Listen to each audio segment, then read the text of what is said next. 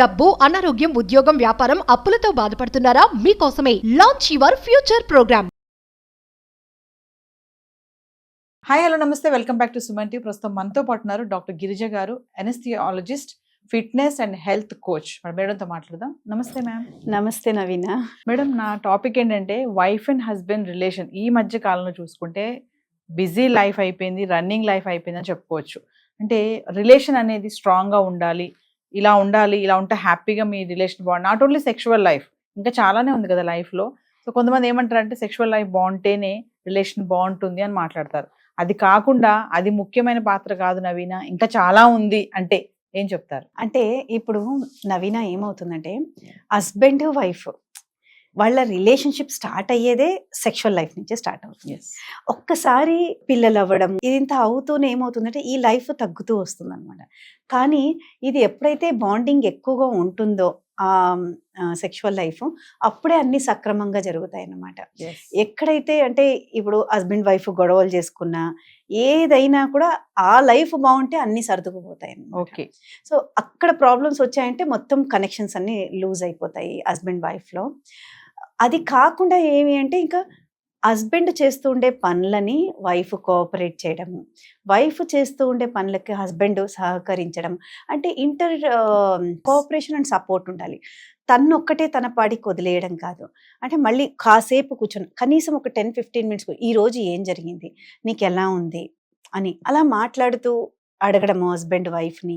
And wife తన గురించి తను చెప్పుకోవడం, లేక హస్బెండ్ ఎక్కడ ప్రాబ్లమ్స్ అయినాయో అతను చెప్పడము. సో ఇలా ఇద్దరు కూర్చొని ఇంకా పిల్లల్ని కూడా కూర్చోబెట్టుకొని మాట్లాడినప్పుడు ఏమవుతుందంటే ఫ్యామిలీ చాలా స్ట్రాంగ్ అవుతుంది అన్నమాట. ఇప్పట్లో ఏమవుతుందంటే హస్బెండ్ కాడికి హస్బెండ్ సెల్ ఫోన్లో ఉంటున్నారు, వైఫ్ పాడికి వైఫ్, పిల్లలు ఇలా. సో అందరూ it is like totally disconnected. And show off life start అయింది ఇక్కడ.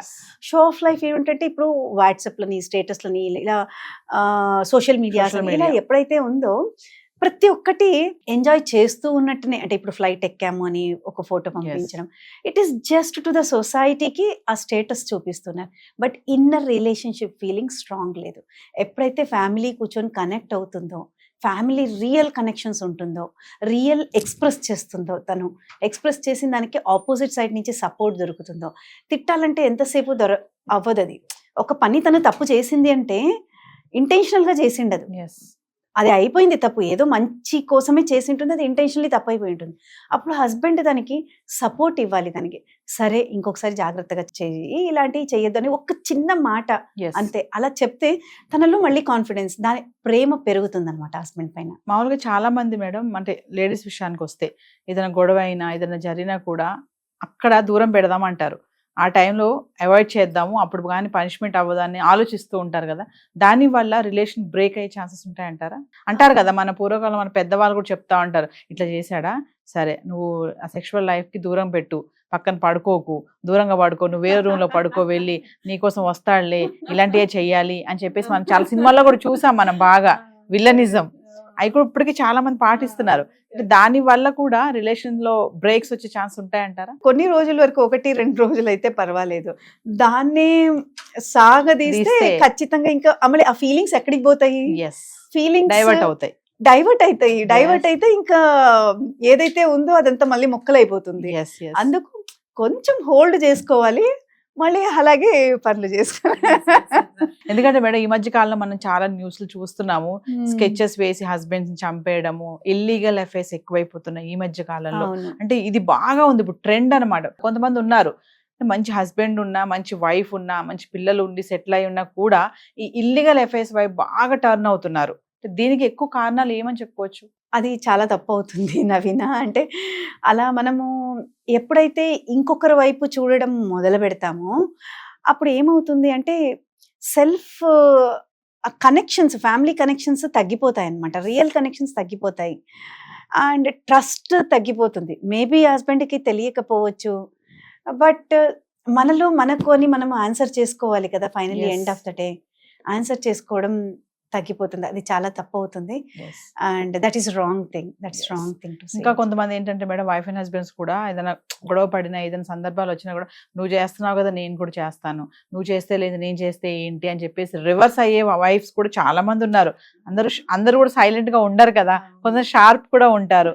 మరి ఇవన్నీ కూడా రిలేషన్ ని బ్రేక్ చేయడానికి ఛాన్సెస్ అనుకోవచ్చు కదా. కరెక్ట్. ఇప్పుడు హక్కులన్నీ అమ్మాయిలకే ఉన్నాయి, ఆ మగవాళ్ళు అసలు బాధపడుతున్నారు మాకేం చట్టాలు లేవు అనేసి. మగవాళ్ళకి చట్టాలు లేవు. ఇంతకు ముందు మగవాళ్ళ డామినేషన్ ఉండేది, ఇప్పుడు అమ్మాయిల డామినేషనే ఉంది. సో మగవాళ్ళు భయపడుతున్నారు.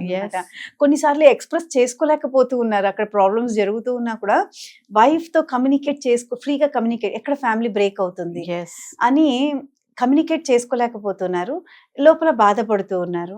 అండ్ లైఫ్ అలాగే జరుగుతూ ఉంది ఇప్పుడు సొసైటీలో. అంటే everything is accepted. Western culture వచ్చేస్తుంది మన ఇండియాకి కంప్లీట్లీ. అంటే అన్నిటికీ ఉమెన్ ఈక్వాలిటీ అనుకుంటూ మనం చూస్తూనే ఉన్నాం. అంటే అన్నిట్లో ఈక్వాలిటీగా ఉంటున్నారు. అది మన ఇండియన్ కల్చర్ అయితే కాదు. మన ఇండియన్ కల్చర్ ని మనము రెస్పెక్ట్ ఇవ్వాలి. That's not correct. ఇక్కడ ఆడవాళ్లే చాలా జాగ్రత్తగా ఉండాలి. పవర్స్ అన్ని వాళ్ళకే ఉన్నాయి. సో తను మిస్యూజ్ చేసుకుంటుంది ఆ పవర్స్ ని చాలా చోట్ల. ఇలా ఉండడం వల్ల ఆ లైఫ్ లో సాటిస్ఫాక్షన్ అనేది డెఫినెట్లీ రాదు. కొంతమంది అంటారు, ఏది ఎన్ని చేసినా నువ్వు ఆడదానివే, నువ్వు మహిళవి, నువ్వు ఎంతవరకు చేయాలో అంతవరకు చేస్తేనే అందంగా ఉంటుంది, లిమిట్స్ దాటొద్దు అని కూడా చెప్తా ఉంటారు. ఎందుకంటే ఆడవాళ్ళు అన్ని రంగాల్లో ముందున్నారు అంటే ఇట్లా చంపే దాంట్లో కూడా ముందు వీళ్ళే ఉన్నారు ఒక స్టెప్. మీరు అన్నట్టుగానే అబ్బాయిలు భయపడుతున్నారు మేడం పెళ్లి చేసుకోవడానికి. ఎందుకంటే పెళ్లి చేసుకుని ఏదో గోల, ప్రేమించి పెళ్లి చేసుకుంటేనేమో పేరెంట్స్ చంపేస్తున్నారు, పెద్దలు కుదిర్చిన పెళ్లి చేసుకుంటేనేమో భార్య చంపేస్తుంది అని చెప్పేసి కామెంట్స్ కూడా చాలానే వస్తున్నాయి. అంటే మామూలుగా మాట్లాడుకుంటే ఒక అబ్బాయి టచ్ చేసి పెళ్లి చేసుకుంటావమ్మా అంటే, అమ్మో వద్దు మేడం, పెళ్లి ఎందుకు మేడం, పెళ్లి వద్దు, ఏమొద్దు, భయం వేస్తుంది అని అంటున్నారు. కరెక్ట్. అబ్బాయిలకి చాలా నిజంగా భయం వేస్తుంది. అండ్ ఈక్వాలిటీ అంటూ చూస్తూ ఉంటేనే ఒక ఘోరంగా అనిపిస్తుంది. మొన్న ఒక వీడియో చూసాను నవీన, వైఫ్ స్మోక్ చేస్తుంది, హస్బెండ్కి ఇస్తుంది బైక్ లో, హస్బెండ్ స్మోక్ చేస్తాడు, మళ్ళీ తను స్మోక్ చేస్తాడు. ఏంటి ఈక్వాలిటీ ఇది? అసలు ఎక్కడికి వెళుతూ ఉంది మన వేదిక్ కల్చర్? ఇప్పుడు మీరు చెప్పారు, నేను కూడా ఒకటి చూసాను రీల్, ఇలానే ఆల్కహాల్, ఇద్దరు వైఫ్ కూర్చొని చక్కగా ఆల్కహాల్ తీసుకుంటున్నారు, అది చక్కగా రీల్ చేశారు దాన్ని. అంటే మేము చాలా సమానంగా ఉన్నాము అని ఏం చెప్తున్నారు సొసైటీకి? అంటే ఇప్పుడు ఉమెన్ తీసుకుంటే అది status. It's I don't know, because women కి చైల్డ్ బేరింగ్ ఉంది, అబ్బాయిలకు లేదు చైల్డ్ బేరింగ్. ఉమెన్ మొయ్యాలి బిడ్డని. మరి ఇలాంటి థింగ్స్ తీసుకుంటే తను ఎలాంటి బిడ్డని మోస్తుంది? తను definitely genetically deformed kids form అవుతారు. అందుకే కదా ఇప్పుడు మనం చూస్తున్నాం, ఆల్ డిఫార్మిటీస్ పెరుగుతూ ఉన్నాయి పిల్లలలో. That's not the right thing. That's not our culture. Thank you madam.